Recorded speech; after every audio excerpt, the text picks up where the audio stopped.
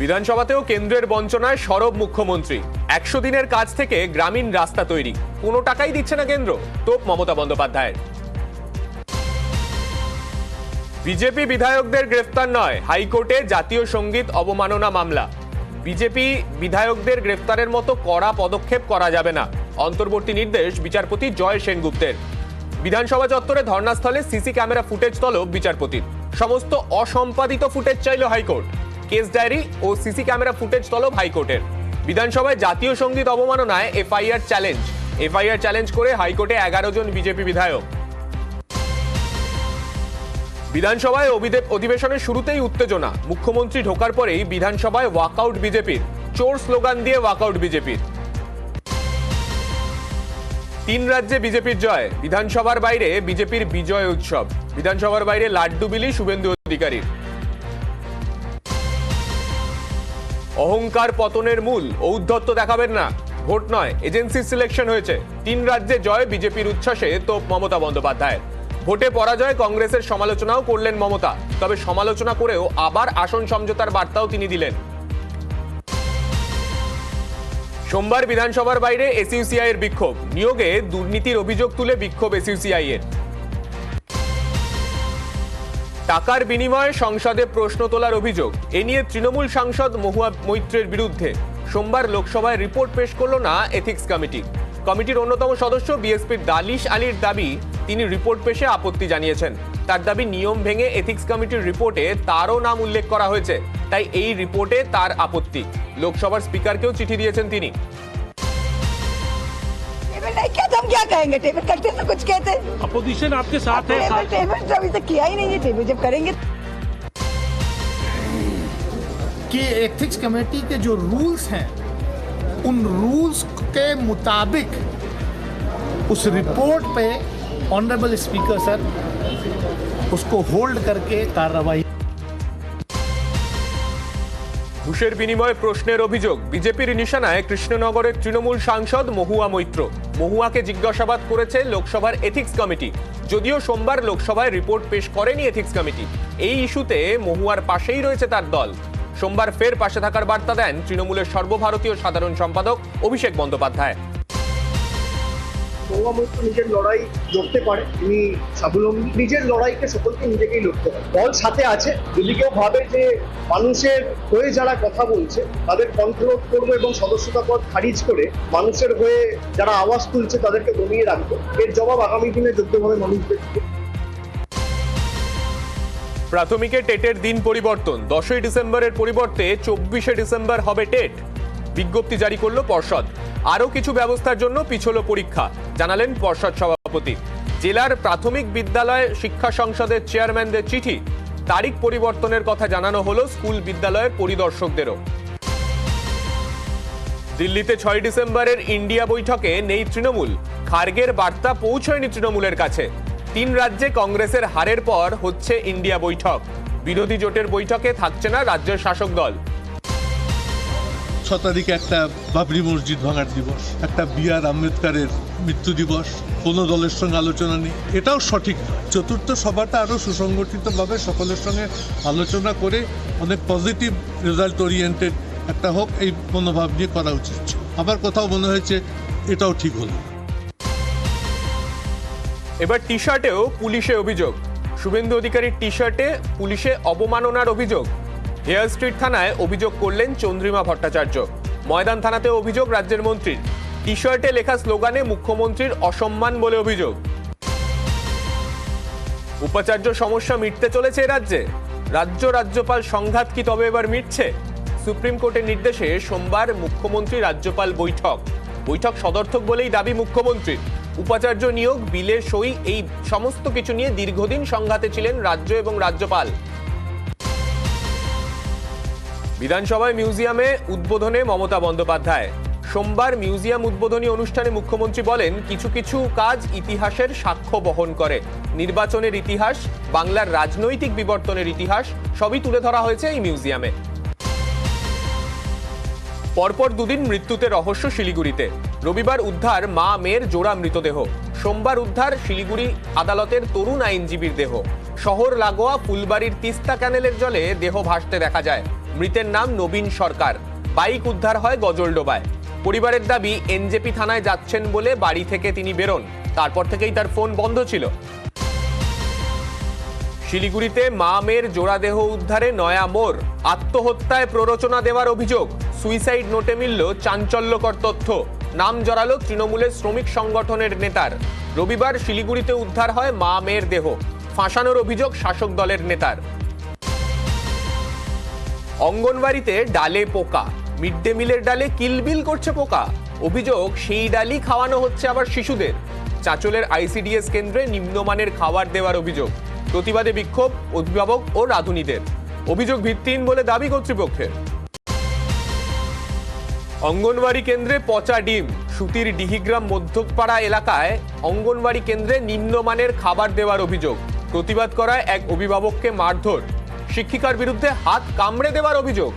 বিক্ষোভ শুরু হতেই পালিয়ে যায় স্থানীয় পঞ্চায়েত সদস্যর বাড়িতে আশ্রয় নেন অভিযুক্ত শিক্ষিকা। পঞ্চায়েত সদস্যের বাড়ির সামনে গিয়ে বিক্ষোভ। ডিম চাহাতি তখন আমাকে মারলো আগে থাপ্পড়, তখন আমার মেরেছে থাপ্পড়। কে মারলো আপনাকে? ম্যাডাম ম্যাডাম হ্যাঁ মারলে মারাবার তখন আমি যখন ছুটেছি এখানে যখন আমার কামড়ে নিল তখন আমি চুলের মুখ ধরেছি। যে ছেলেমেয়েরা পড়ছে তাদের সঠিকভাবে ডিম দিচ্ছে না, খাবার দিচ্ছে না, তার জন্য আমি আজ থেকে মনে 4-5 দিন আগে থেকে আমি কথাটা উঠাচ্ছিলাম। আমাকে বলেছিল দাও তুমি কিছু করতে পারবে না। প্রধান ছিল তার আগে। কে বলেছে? স্কুল শিক্ষিকা ম্যাডাম। টেন্ডারে দুর্নীতির অভিযোগ তুলে কৃষ্ণনগরের দোগাছি পঞ্চায়েতে তালা ঝুলিয়ে দিলেন ঠিকাদাররা। অভিযোগ নিয়ম বহির্ভূতভাবে বৈধ টেন্ডার বাতিল করে নিজের লোককে টেন্ডার দেওয়ার চেষ্টা করছেন প্রধান। সেই কারণেই তাদের সঙ্গে দেখা না করে হার্ড কপি জমা না নিয়ে পঞ্চায়েত থেকে তিনি পালিয়ে যান। অভিযোগ মানতে নারাজ পঞ্চায়েত প্রধান। ঘূর্ণিঝড়ের প্রভাবে রাতের তাপমাত্রা অনেকটাই বাড়ল। দক্ষিণবঙ্গে আজ দিনভর মেঘলা আকাশ। বুধবার ও বৃহস্পতিবার বৃষ্টির সম্ভাবনা। শুক্রবার থেকে আবহাওয়ার পরিবর্তন। পুরুলিয়ায় সকাল থেকে মেঘলা আকাশ। জেলার একাধিক জায়গায় বৃষ্টি শুরু হয়েছে। সর্বনিম্ন তাপমাত্রা 16 ডিগ্রি সেলসিয়াস। উপকূলের জেলাগুলিতে সকাল থেকে আকাশের মুখ ভার। দীঘায় সকাল থেকে মেঘলা আকাশ। মনোরম আবহাওয়ায় সৈকত নগরী দীঘায় ভিড় পর্যটকদের। কালিম্পং থেকে শিলিগুড়ি পণ্যবাহী লরি বন্ধের সিদ্ধান্ত। লরি চালক সংগঠনের সিদ্ধান্তে বিপাকে কালিম্পংবাসী। ধসের জেরে 10 নম্বর জাতীয় সড়কে বন্ধ ভারী গাড়ি। 2 মাস পরও স্বাভাবিক হয়নি পরিস্থিতি। ঘুরপথে শিলিগুড়ি থেকে কালিম্পং যাতায়াত করছে ভারী গাড়িগুলি। ঘুরপথে যাতায়াতে অনেকটাই বেড়েছে জ্বালানির খরচ। জ্বালানির খরচ বেড়ে যাওয়ায় অনির্দিষ্টকাল লরি বন্ধের সিদ্ধান্ত নেওয়া হয়েছে। লরি বন্ধ হওয়ায় লিম্পংয়ে রসদে টান পড়ার আশঙ্কা। वो रूट हमारे लिए बेसिकली देखेंगे तो जितना भी ट्रक ट्रांसपोर्ट माल वाहक है उसके लिए इकोनॉमिकली भी लॉस है और फाइनेंशियली भी हम लोग वहाँ पे लॉस में चल रहा है, तो उसमें चलाने का कोई हमको फ़ायदा भी नहीं है।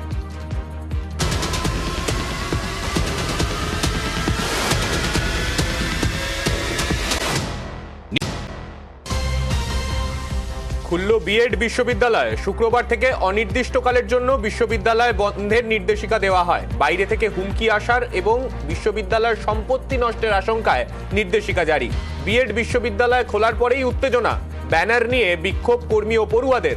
এক্সিকিউটিভ কাউন্সিলের সদস্যদের ঢুকতে বাধা দেওয়ার অভিযোগ। রেজিস্ট্রারের সঙ্গে বচসা। পাল্টা প্রাণনাশের হুমকির অভিযোগ উপাচার্যের। হচ্ছে না শান্তিনিকেতনের পৌষ মেলা। যদিও বিশ্বভারতী কর্তৃপক্ষ আগে নোটিফিকেশন দিয়ে জানিয়েছিল এবারে ছোট আকারে হবে এই পৌষ মেলা, কিন্তু সময়ের অভাবে এখনো পর্যন্ত স্টল বুকিং এ অনলাইন মাধ্যম ঠিক করে চালু করা যায়নি। জলাশয়গুলির পরিষ্কারও করা হয়নি। দীর্ঘদিন ধরে মেলার মাঠ পরিত্যক্ত অবস্থায় পড়ে রয়েছে। এইসব কারণ দেখিয়ে বিশ্ববিদ্যালয় কর্তৃপক্ষ এবং শান্তিনিকেতন ট্রাস্টের বৈঠকে সিদ্ধান্ত হয় যে এবছরও হচ্ছে না পৌষ মেলা। রাজ্য জুড়ে লাগাতার কর্মবিরতির ডাক আলু ব্যবসায়ী সমিতির। 6 ডিসেম্বর থেকে কর্মবিরতির ডাক।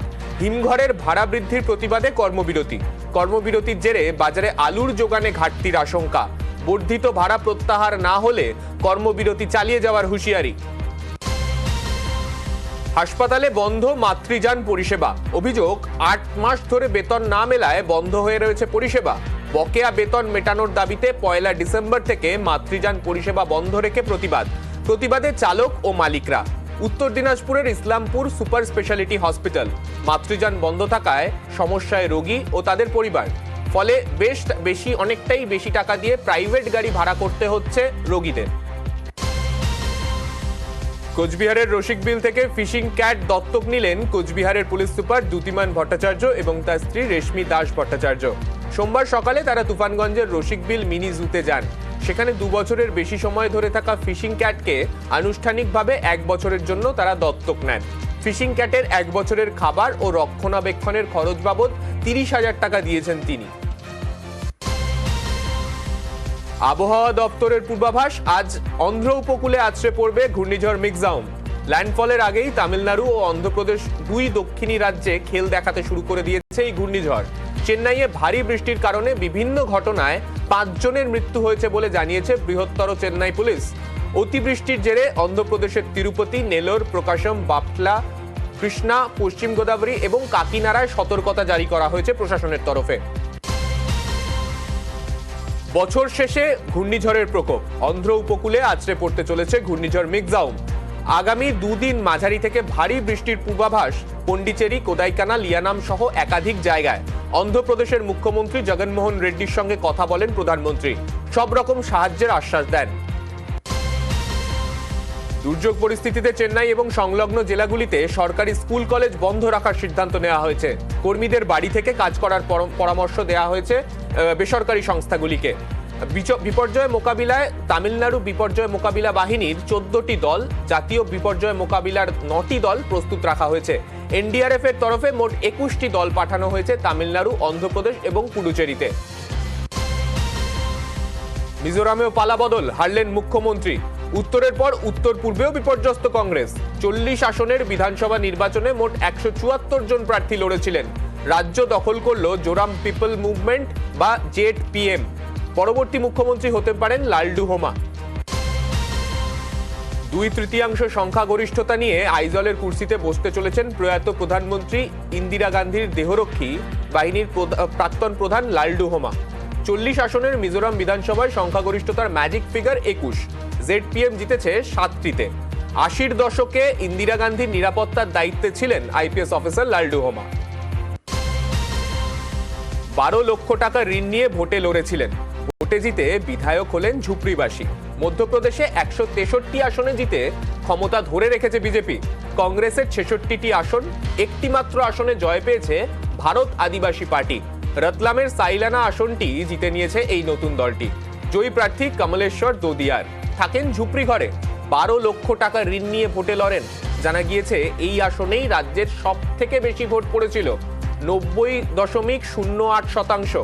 কংগ্রেস প্রার্থীকে 4,618 ভোটে হারিয়ে দেন কমলেশ্বর। সোমবার 4 ডিসেম্বর থেকে শুরু সংসদের শীতকালীন অধিবেশন।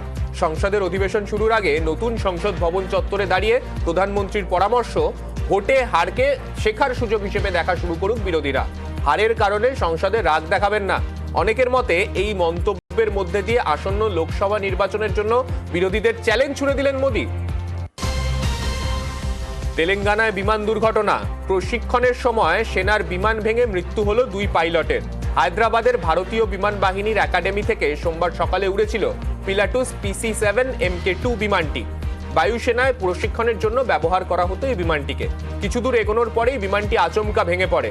বিমানের ধ্বংসস্তূপে আগুন ধরে যায়। ঘটনায় দুঃখ প্রকাশ করেছেন কেন্দ্রীয় প্রতিরক্ষা মন্ত্রী রাজনাথ সিং।